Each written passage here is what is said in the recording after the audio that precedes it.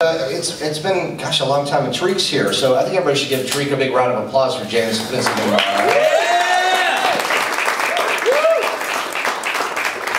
Not that you were hiding, but Tariq found you. Yeah, you know? Yeah, well played for finding me, because at the time I don't think anyone had found me. Somehow he did, and somewhere deep in the dark recesses of the internet, he found out about you, and walked into my office and he said, "You heard this guy James Vincent McMorrow?" I'm like, no. Is he a NASCAR driver? What is that? You know? And then he said, "You gotta hear him, you gotta hear him." And then 24 hours later, he walks into my office and he says, "Did you listen to that James Vincent McMorrow track yet?" I'm like, "No, I haven't listened to it." "You gotta listen to that, it's fantastic." And he keeps going on and on about it. So finally we all listened to it. And everybody, and Jordan's over there doing sound, we all said, you know, like, we're just like, "This is fantastic, we gotta get this on." So we put it on the radio, and the next thing you know, it finally occurs to me, I'm like, "Can anybody find this?" No. You know, well, it didn't matter because it was so great. So we played it for a long time until the actual disc came out.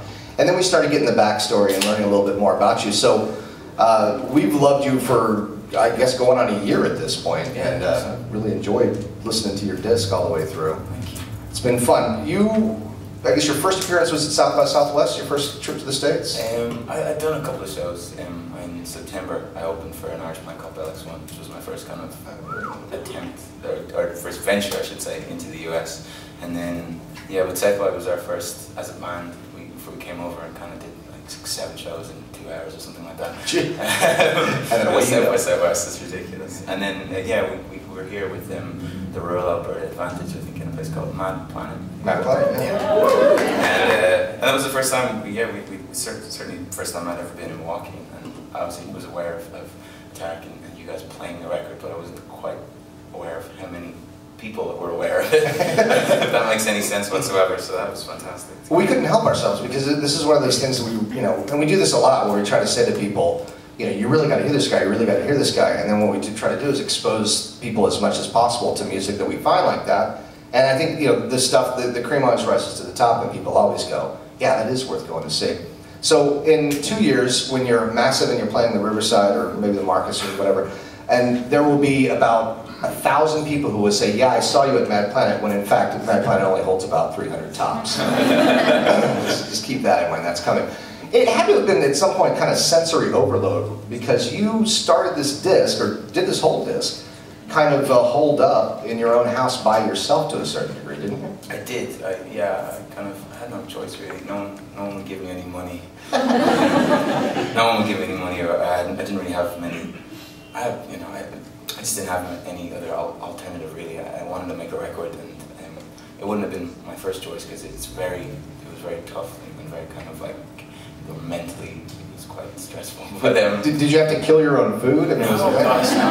I think that's kind of the myth of that kind of thing. It sort of feeds into itself. I mean, it was just a simple house in a simple area. I mean, had someone offer me a house, I think that's kind of the thing, is a lot of people go, oh yeah, I took myself off into isolation. I was offered a house and I took it gratefully. Had that been in, you know, downtown New York, I would have taken it too. Like, it wasn't that I had this grand notion of kind of going off and being in touch with nature and making some sort of record. I just wanted to make a record, and the house was offered to me, and then as it worked out, the album couldn't have been made anywhere else. It was just sort of serendipitous and meant to be. And that's why I talk about it, is because you couldn't disconnect the two. The record would sound completely different had I made it anywhere else. But you walked into that house having in mind some things that you were going to do, and songs that you were going to, you know, attempt, or things, I guess, fragments of things that you had. Yeah.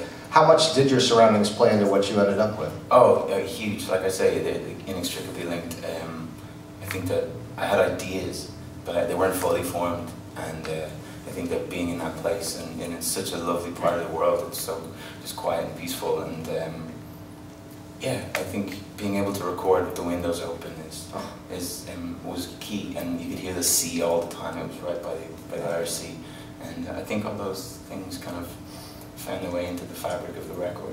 Did that cause any part of what you wanted to do to kind of just drift away?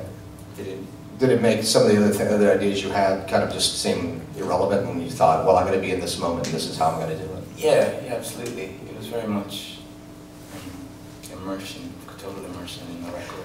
And then the next thing you know, you're sitting in basically a bar in Milwaukee, and people are surrounding you with beers in their hands. Yeah. It's a little different than the country, than the ocean, isn't it? It is a little different, but it's no less impressive. James Vincent McMorrow is our guest this afternoon.